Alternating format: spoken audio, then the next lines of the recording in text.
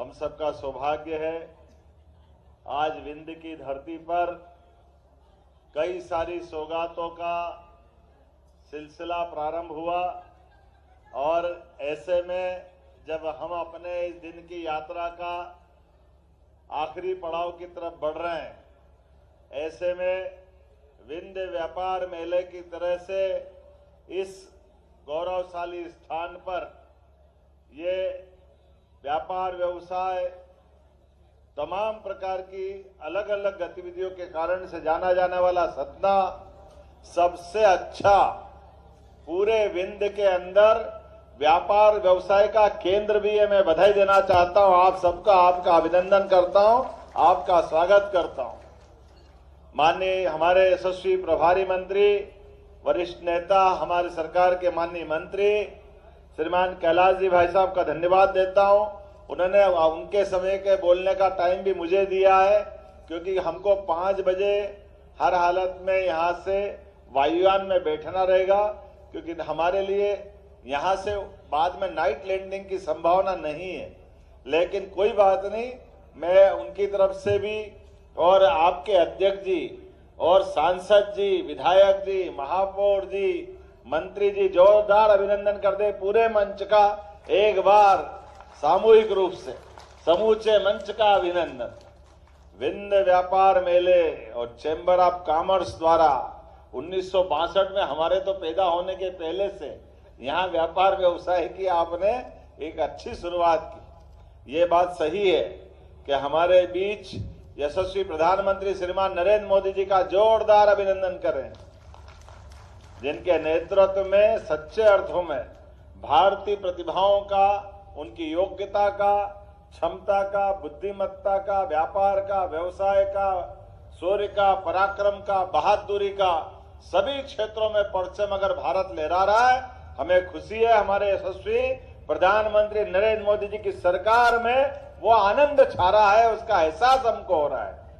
जब मैं आपसे बात कर रहा हूं इतनी बड़ी संख्या में, आपके अध्यक्ष भी बड़े भोले भाले, सियावर रामचंद्र की, कितना आनंद है आपकी भाषा में भी आपने वो भाव व्यक्त कर दिए। लेकिन ये स्वभाव में नहीं आया कि परमात्मा की दया से पूरा आप जितना प्रकार से ये सारी चीजों का अपना होमवर्क अगली बार आप अच्छे से रख के करना। बहुत सारी चीजें हम आपको दे सकते थे, लेकिन अब आपके खाते में छिपा के जाऊंगा अगली बार के लिए, क्योंकि हमारे अध्यक्ष तो भोले भाले आदमी। आपने कहा, कितनी अच्छी अच्छी बात कर दी।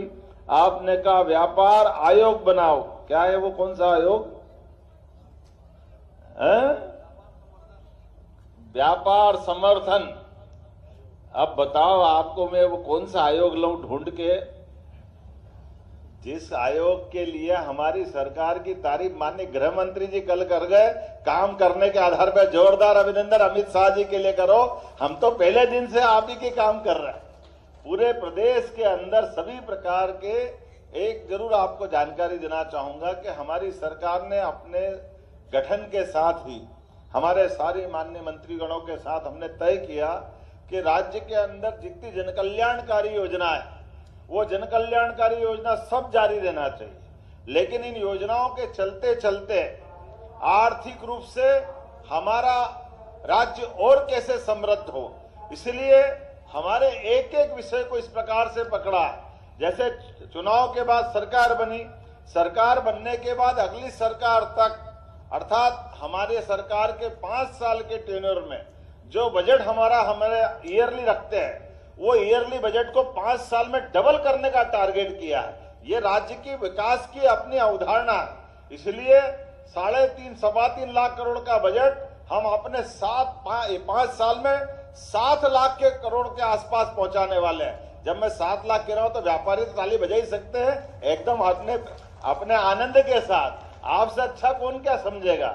इसलिए एक नहीं, तमाम प्रकार के प्रयास कर रहे हैं कि हर एक कोई यहाँ राज्य में व्यापार करने वाला, व्यवसाय करने वाला, उद्योग धंधे के अलावा भी कोई आज अपने युवा नौकरी मांगने आए, हम उसको नौकरी भी दे रहे हैं। लेकिन इसके पहले एक और बात भी कह रहे हैं कि आप नौकरी मांगने वाले नहीं, नौकरी देने वाले बनो, ये हमारी सबकी इच्छा है। इस प्रबंधन में हमको लगने की आवश्यकता है, क्योंकि ये बहुत सीधा गणित है। सरकार की सारी नौकरियां मिला लें, 9 करोड़ के राज्य के अंदर सारी सरकारी नौकरी जोड़े तो केवल 10 लाख के अंदर है। अब केवल 10 लाख के अंदर नौकरियां अगर होगी तो सारी पोस्ट भी भर देंगे, तो भी एक सीमा है। लेकिन हमने कहा हमारे पास व्यापार व्यवसाय में परमात्मा की दया से माननीय मोदी जी के नेतृत्व में लगातार काम करने की गुंजाइश है। तो इसके बड़े बड़े टारगेट कैसे तय कर लिए आपको बताना चाहेंगे। हमने कहा कि हमारे राज्य के अंदर 32 लाख उदाहरण के लिए किसान हैं जिनको बिजली के कनेक्शन अपने टेम्परेरी और परमानेंट रखना पड़ता है। हमने कहा इनको सबको सोलर पंप देंगे। 32 लाख सोलर पंप हमारे राज्य के अंदर दे करके हमारे राज्य के अंदर के किसानों को बिजली के बिल से छुट्टी कराएंगे। क्योंकि ये बात सही है कि बिजली का बिल आप अंदाज लगा लो, एक बिजली का 5 हार्स पावर का पंप हम जिस किसान को देते हैं, आप तो व्यापार के लोग, आप तुरंत समझ लोगे, उसमें केवल किसान से 7,500 रुपया हम लेते हैं और किसान को सब्सिडी कितनी देते हैं? 53,000 की। 60,000 में वो पंप पड़ता हमको। ऐसे में 53,000 रुपया तो आज दे रहे हैं, आने वाले समय में 53 से 60 होगा, 70 होगा, 1 लाख जाएगा। तो ये कब तक बढ़ता जाएगा? और इसके बलबूते पे राज्य के बजट के ऊपर हमारा लगभग 30,000 करोड़ रुपया सब मिलाकर सब्सिडी का जाता है। हमने इसमें फार्मूला लगाया, एक काम करो, किसान को हम सोलर पंप दे दें अपनी तरफ से और केवल 10% उससे लेंगे और 90% पूरा अनुदान दे देंगे। इसका बदला क्या आएगा कि 30,000 करोड़ की सब्सिडी हमको बचेगी। किसान घर में खुद फ्री में बिजली बनाएगा और केवल बिजली नहीं बनाएगा, वो अपने पंप पे भी चलाएगा, घर की भी जला लेगा और मौका पड़ेगा तो आटा चक्की वगैरह छोटा मोटा व्यापार करना चाहे वो भी कर लेगा। तो आम के आम गुठली के दाम हुए कि नहीं हुए, जरा आप आनंद के साथ जरा प्रशंसा तो करो। इस तरह से इतना ही नहीं, सभी क्षेत्रों में जब मैं आपसे बात कर रहा हूं तो आज यहां इस राज्य के अंदर भी हमने तमाम प्रकार के उद्योग, व्यापार, व्यवसाय, युवाओं के लिए रोजगार के जो अवसर चालू किए। आप अपनी कोई बड़ी होटल खोलो, उदाहरण के लिए आप 50 करोड़ की होटल खोलते हो तो 50 करोड़ की होटल में हमारी तरफ से 30% की सब्सिडी आपके लिए भी रहने वाली है कि हमारे लोग काम धंधा करें। ये जो सर्विस सेक्टर है, होटल हो, हॉस्पिटल हो, इसमें बड़े पैमाने पर लोगों को रोजगार मिलता है। ऐसे ही नहीं, अगर आप कोई होटल के अलावा हॉस्पिटल भी खोलोगे, 100 करोड़ का हॉस्पिटल खोलो, 50 करोड़ का हॉस्पिटल खोलो, उस पर भी 30 करोड़ का अनुदान हमारी सरकार के माध्यम से देने वाले। इतना ही नहीं, अगर रोजगार आधारित उद्योग धंधा आप लगाते हो जिसमें लोगों को रोजगार मिलेगा, तो आप 2,000 की 4,000 लेबर की कोई इंडस्ट्री खड़ी करते हो तो प्रति लेबर 5,000 रुपया महीना 10 साल तक सरकार आपको देगी। आप कारखाना चलाओ अपना आसान के साथ, हमारे लोगों को रोजगार दो, बदले में सरकार आपको मदद करेगी। ये एक नहीं, ऐसी इसमें बड़ी सारी इंडस्ट्रियां लगी है, कई सारी इंडस्ट्रियां लगी है, जैसे रेडीमेड गारमेंट्स की है, खिलौने बनाने वाली है, ऐसी बहुत सारी है। लेकिन समय कम पड़ रहा है, इसलिए मैं अपनी बात इतने में आपकी मांग मानते हुए करता हूं। आपने कहा कि हमारे यहाँ मेले के 2 साल में ये स्कूल विभाग में लगाना पड़ता, जगह की कमी पड़ती है, तो मैं आपको यहाँ जगह देने की घोषणा करता हूं। आपका चैम्बर ऑफ कॉमर्स के माध्यम से हर साल मेला लगाओ, 1 साल नहीं, और ये 2 एकड़ में लगता है, आप 8 एकड़ में लगाओ। नगर निगम के महापौर भी यहाँ है, आप जोरदार ताली वाली बजा करके बताओ भाई आपको मेला लगाना, हर साल लगाना, तो 8 एकड़ का बड़ा कैंपस आपका बनाएंगे। इतना ही नहीं, आपने कहा कि हमको सभागार बनाना है और सभागार बनाने के लिए बड़े कार्यक्रम करना है। हमारी सरकार ने गीता भवन बनाने की घोषणा की है। सभागार वो टाउन हॉल का ही रूप रहने वाले हैं, जिसमें बड़े सभागार 2000 क्षमता के लोग बैठ करके बड़ा कार्यक्रम कर सकते हैं। और गीता भवन में लाइब्रेरी से लेकर कई सारी चीजें रहेगी। चैम्बर उसको भी लेना चाहेगा, पीपीपी मॉडल पे आपको देने की घोषणा करते हैं। आप बड़ा बढ़िया सभागार अपने सभी कार्यक्रम चलाओ। इस प्रकार की व्यवस्थाओं के लिए हमको कोई तकलीफ नहीं। तीसरी बात आपने कहा है कि यहाँ व्यापार व्यवसाय करने के लिए हमको अपनी सरकार की योजनाओं का लाभ मिलना चाहिए। तो मैं ये माननीय सांसद जी ने एक बात अच्छी रख दी, हमने रीजनल इंडस्ट्री कॉन्क्लेव की, जिसको रीवा में, ग्वालियर में, जबलपुर में, जहाँ जितने संभाग केंद्र थे अभी तक हमने वहां भी की, लेकिन अब जिले के अंदर करने वाले हैं। तो बीच में माइनिंग सेक्टर की रीजनल इंडस्ट्री कॉन्क्लेव की तर्ज पर कटनी में हमने कार्यक्रम किया था। लेकिन अगर आपने सतना की बात कही है तो हम सतना में लगाने की घोषणा करते हैं। सतना में हमारा इंडस्ट्री कॉन्क्लेव लगेगा।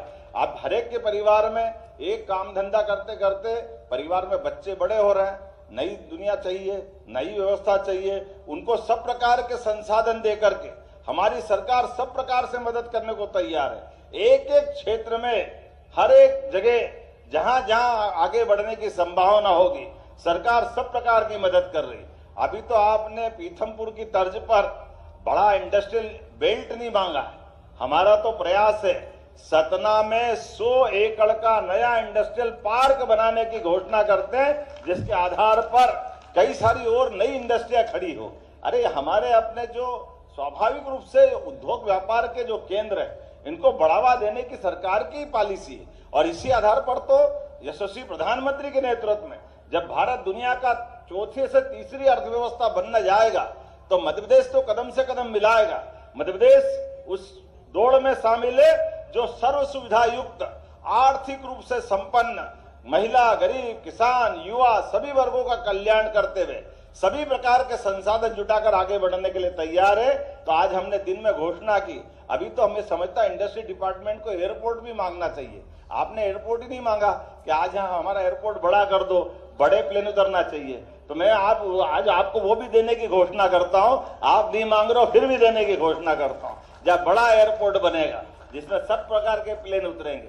और आगे बढ़ो, आपको हेली सर्विसेज चाहिए, भविष्य में हेलीकॉप्टर की सर्विसेज के आधार पर हमारे साथ अब हमने धार्मिक पर्यटन का बढ़ावा देते हुए अपने राज्य के अंदर जैसे उत्तराखंड के अंदर केदारनाथ, गंगोत्री, जमुनोत्री, बद्रीनाथ जाने के लिए हेलीकॉप्टर सर्विस चालू की। हमने अपने राज्य के अंदर सभी पर्यटक केंद्रों के साथ धार्मिक केंद्रों को जोड़कर भी हेली सर्विसेज चालू की। उस हेली सर्विसेज के आधार पर हेलीकॉप्टर की व्यवस्था के आधार जोड़ करके वो सारे लाभ दिलाने के लिए भी सतना के साथ भी जोड़ करके, क्योंकि आपके पास एक तरफ चित्रकूट है, एक तरफ मैहर की माता जी है, इसलिए उस सर्किट के अंदर हमने ये भी गुंजाइश रखी।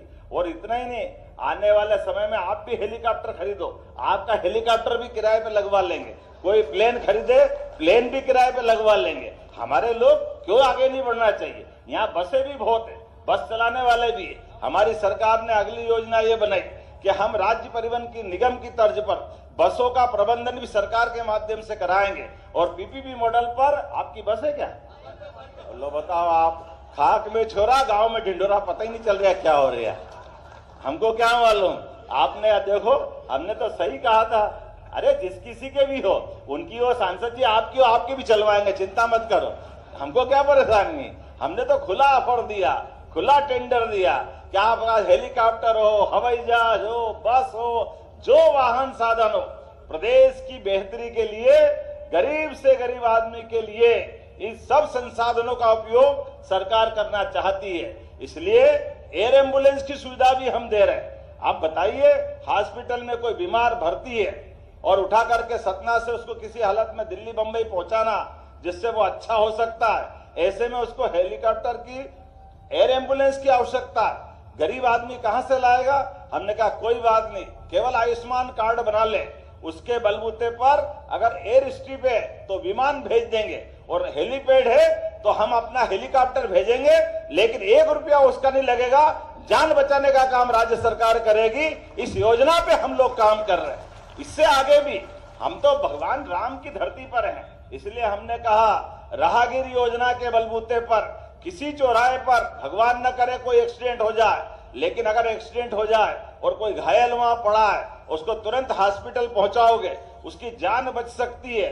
ऐसे में हमारा कोई भी राहगीर आता जाता देख करके, अभी तक तो पुलिस के डर के मारे कोई हाथ नहीं लगाता था, बाद में पुलिस परेशान करेगी। ये सारा संकट खत्म करके हमने योजना बनाई। आप घायल को उठा करके हॉस्पिटल 1 घंटे के अंदर पहुंचा दो और वो गंभीर घायल अगर उसकी जान बचती है, ऐसे में 25,000 रुपया हम पहुंचाने वालों को इनाम देने वाले हैं। 1.5 लाख का तो इलाज उसका करेंगे, लेकिन जिसने जान बचाई उसको भी प्रोत्साहन देंगे। ऐसी एक नहीं, कई सारी योजना मैं बता सकता हूं, लेकिन पर्ची पे पर्ची आ रही है कि 5 बजे बाद हेलीकॉप्टर, हवाई जहाज जाने की सुविधा यहाँ नहीं है। तो अगली बार आपके लिए फिर आएंगे उम्मीद करेंगे। यशस्वी प्रधानमंत्री का देखो चमकदार फोटो कितना अच्छा लग रहा है। ये मेला सार्थक हुआ, जोरदार अभिनंदन करें। ये माननीय नरेंद्र मोदी जी के भारत सरकार के माध्यम से चलने वाली सरकारों का दौर है। आइए हम सब मिलकर के राज्य की बेहतरी के लिए, भारत माता की सेवा के लिए इसी प्रकार से काम करते रहेंगे।